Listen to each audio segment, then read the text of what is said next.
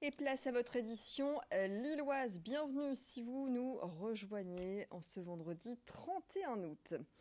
Plus de 6000 bradeux sont attendus à Lille pendant tout le week-end et plus de 2 millions de visiteurs. La braderie de Lille sera officiellement lancée demain.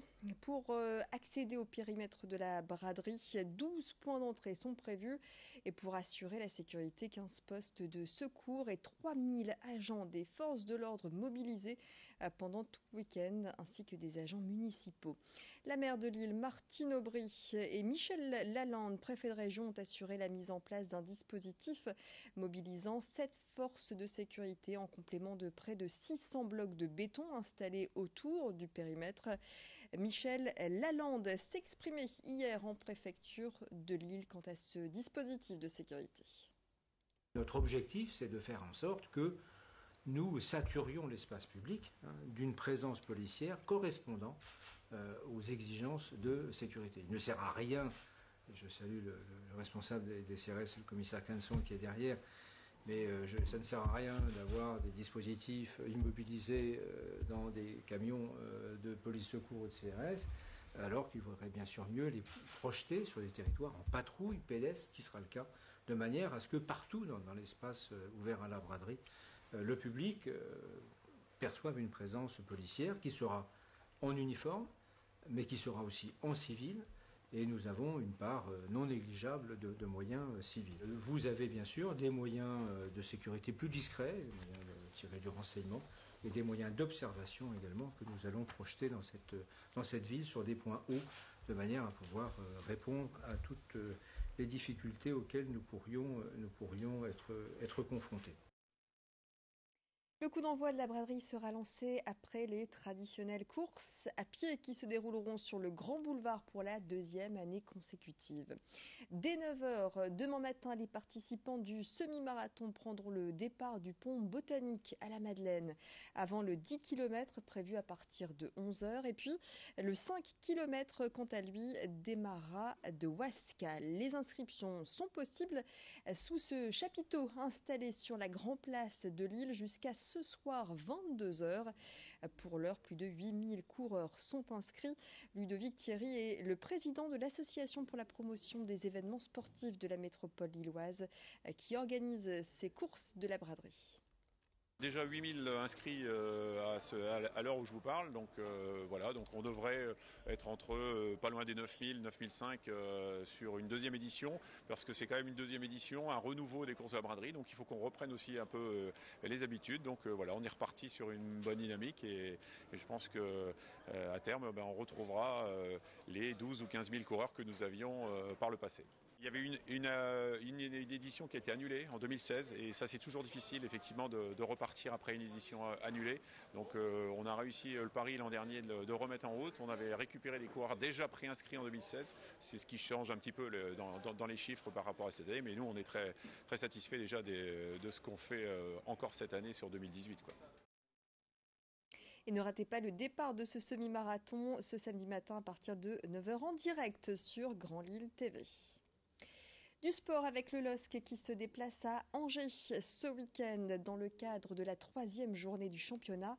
Après un bon démarrage de saison, les Dogs sont 3e du classement. Demain, l'entraîneur comptera sur Loïc Rémy, José Fonte, Jonathan Bamba, meilleur buteur avec 3 réalisations, et Nicolas Pépé, courtisé par l'OL.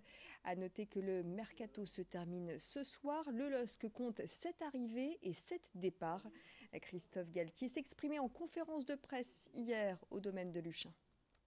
La volonté aussi de renouveler d'une manière assez considérable l'effectif, non pas parce que les joueurs qui sont partis sont tous mauvais ou ils étaient tous des mauvais gars, mais on avait besoin de renouveler pour pas repartir avec un groupe qui était marqué par une saison très compliquée en termes de résultats, mais aussi en interne. Il y a eu, sans dénigrer qui que ce soit, l'apport aussi dans mon staff de collaborateurs qui viennent de l'étranger, qui amènent aussi autre chose dans l'approche, des visages nouveaux, des gens pas marqués par ce qui s'est passé la saison dernière. Tout ça fait que, mais il y a aussi le travail fourni depuis la reprise avec avec une mise en place d'une qualité de vie dans le groupe qui me paraît indispensable pour que tout le monde puisse bien évoluer. Et puis du sport toujours avec la reprise pour le LMB, le Lille Métropole Basket qui évolue en Pro B.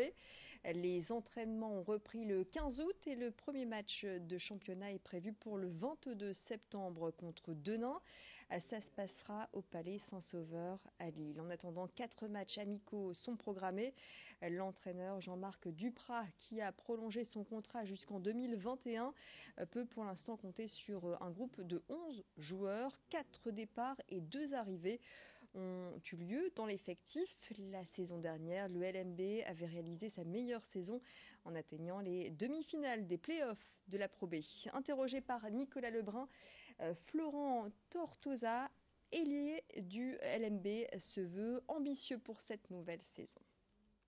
L'objectif collectif, c'est faire mieux que l'année dernière, je pense, parce qu'on en a fait 5e et en ayant la même équipe, ce serait dommage de faire moins. En connaissant les systèmes, on a déjà une avance sur certaines équipes, le collectif, voilà, donc c'est faire mieux que 5e. Déjà le groupe était bien homogène et je trouve qu'il a comblé les manques sur les postes qu'il fallait.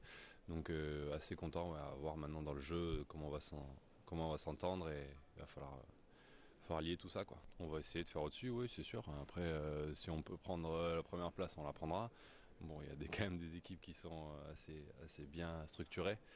Il y a Blois, il y a Orléans, il y a Nancy, il y a la Chorale aussi. Donc voilà, ça va pas être facile, mais essayer de faire le maximum, quoi. Pourquoi pas une première place ou essayer d'aller au moins en finale, quoi. Fin de cette édition lilloise. Vous retrouvez dans quelques instants vos prévisions météo. De bonnes nouvelles pour ce premier week-end de septembre, week-end de la braderie avec 24 degrés attendus tout de même dans la région. Dimanche après-midi, un beau ciel bleu en perspective. Et puis à suivre votre édition régionale. Excellent moment à vous tous.